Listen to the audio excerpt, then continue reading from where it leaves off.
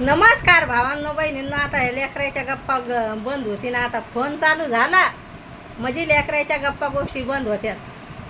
आता भांडे गिंडे घासले, लय घरातले कामं राहतात बाप्पा, लय उशिरा उठतेत आमचे लेकर. मी 4 वाजता उठतो. 4 आणि मी वाजता 7 वाजता उठते. पण उशीरच होतोय का नाही. आणि भैया काय चौपाटीत जायला असतोय नाही ना मग. आणि मम्मीला किती कामं राहतात घरातले. मग तरी पण दीदी समजा भांडे गिंडे घासते, मला मग सगळे कामं करू वाटतात भावांनो बहिणींनो. भांडे घासायचा लय कटाळा येतोय. गावाकडं मजा येते भांडे घासायला, मोकळं वातावरण लगे. तिकडं काय नाही वाटत भांडे घासायला, किती का भांडे असो. इथं बाथरूममध्ये भांडे घासावं लागतात तर लय कटाळा येतोय मला.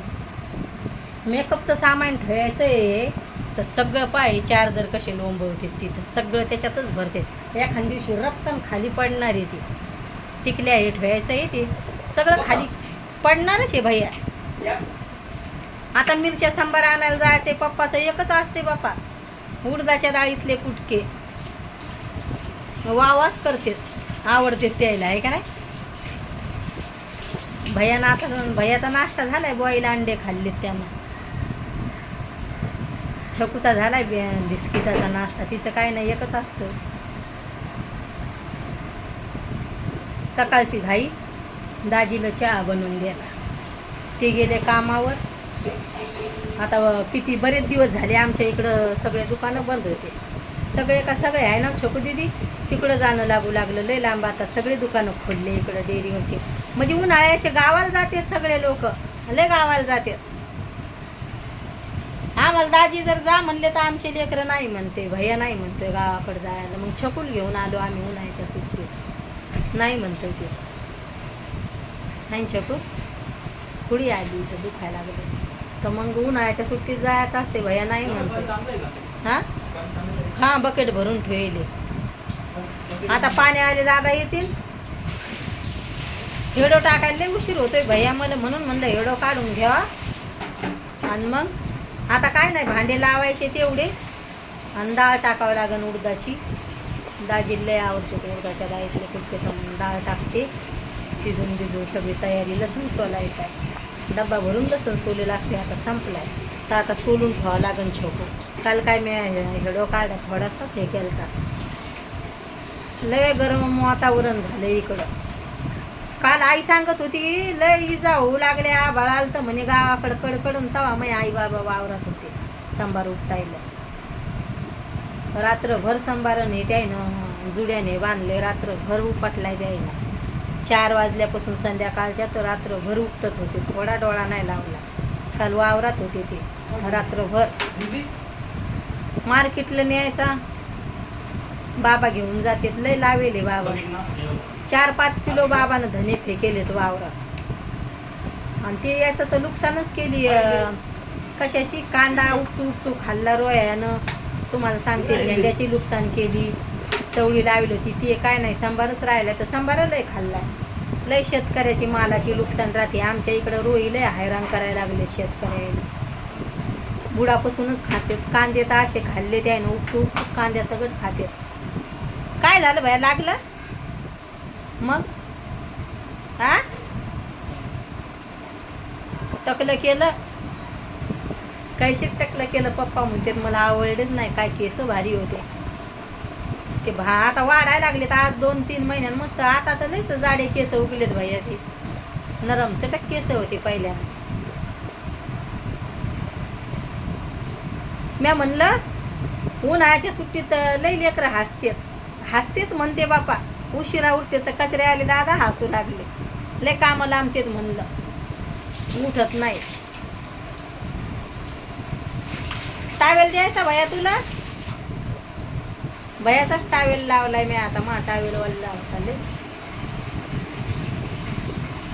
दाजीला म्हणलं आपल्याला 3 मायले लेकरायला आणलं चाललं, आता टावेल आणा म्हणून.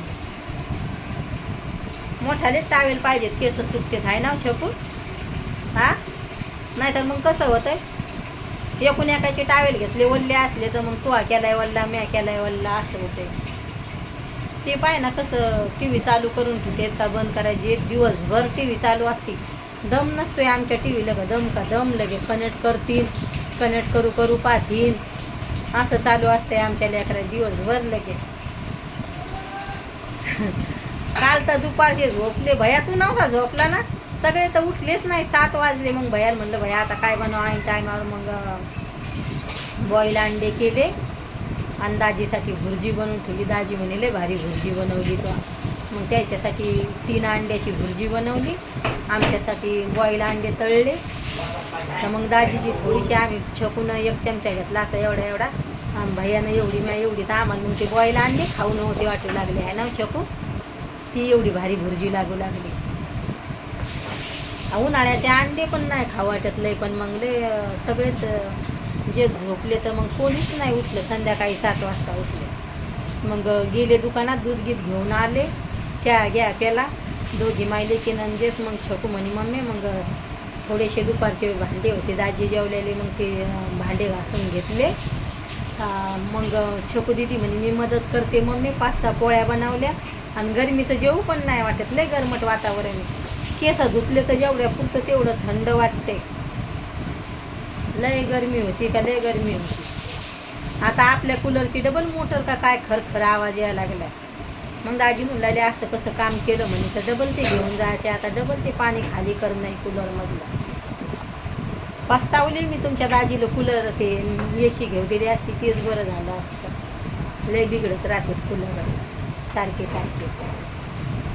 सारखे त्याला 200 रुपये लावा. 300 400 200 तर कधीच नाही.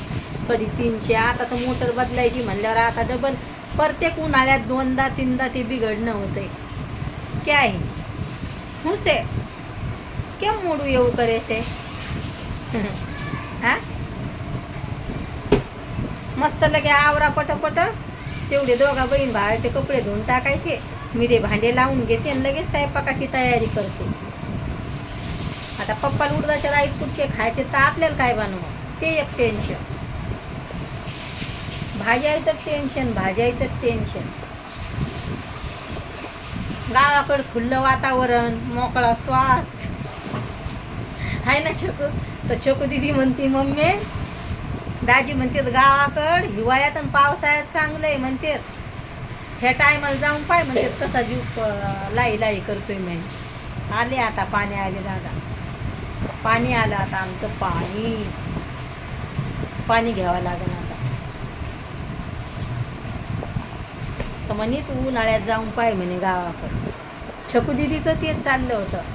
आणि छकू तुला एक गोष्ट सांगते मी आता. नाश्ता पाणी बराबर करायचा समजलं का. छकू दिदीला मी सांगितले नाश्ता पाणी बराबर करायचं जेवण करायचं टायमावर. ती म्हणती उन्हाळा दिवस खाऊच नाही वाटत. तिचे पप्पा तिच्या पुढं कटावून जाते तिला सांगू. छकू दिदी आपल्या भाज्याला भारी बनवती. परोठे भाज्या तिच्या पप्पाला तिच्या हातच्या भाज्याला आवडतात. आणि आमच्या इकडं कुठंच गावरान वांगे भेटाना. दाजी म्हणलं वांगे जर भेटले काटाळ तर घेऊन या. तर म्हणे कुठंच नाही. व्हिडिओ कसा वाटतोय तर नक्की सांगा भावांनो बहिणींनो कमेंटमध्ये. आपल्या चॅनलला सपोर्ट करायचा. तुमची ताई थकली आता व्हिडिओ टाकू पण आपले काय चॅनल कधी चालतंय ते काय माहिती नाही. पण हार मानणार नाही तुमची ताई. हसणाराचे दात पाडायचे. व्हिडिओ कसा वाटतोय नक्की सांगा कमेंटमध्ये. बाय भावांनो बहिणींनो. भेटते उद्याच्या व्हिडिओमध्ये.